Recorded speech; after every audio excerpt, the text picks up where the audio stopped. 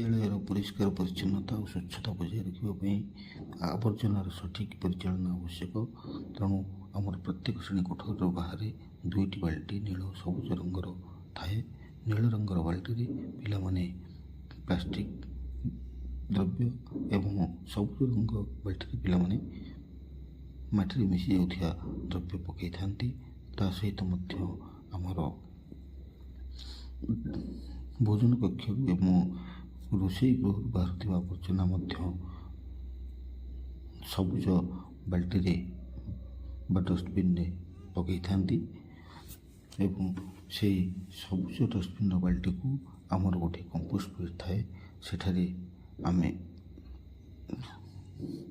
ଜମା କରୁ ଏବଂ ସେଥିରେ କିଛି ପତ୍ର ପକାଇଥାଉ ଏବଂ ପିଲାମାନଙ୍କର ମଧ୍ୟାହ୍ନ ଭୋଜନ ପରେ ସେମାନେ ସେହି କମ୍ପୋଷ୍ଟ ପିଟ୍ରେ ସେମାନଙ୍କର ଅଇଁଠା ସଙ୍କୁଡ଼ି ପକାଇଥାନ୍ତି।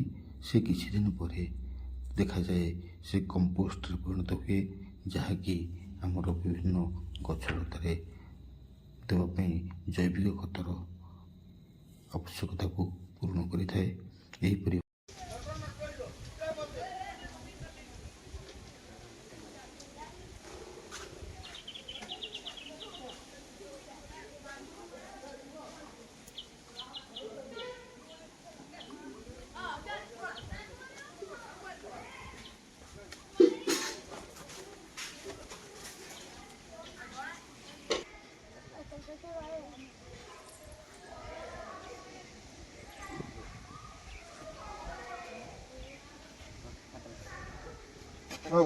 ଏଥର ଖତ ପକା,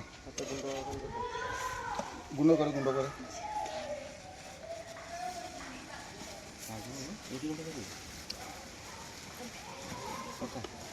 ଗୁଣ୍ଡଟା ଆଉ ପକେଇଦେ।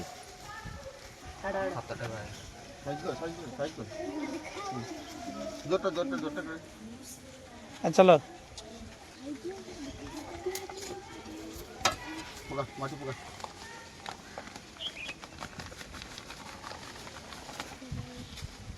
ପାଣି ଦେଲୁ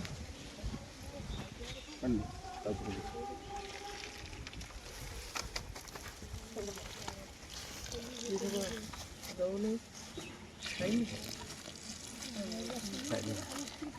dia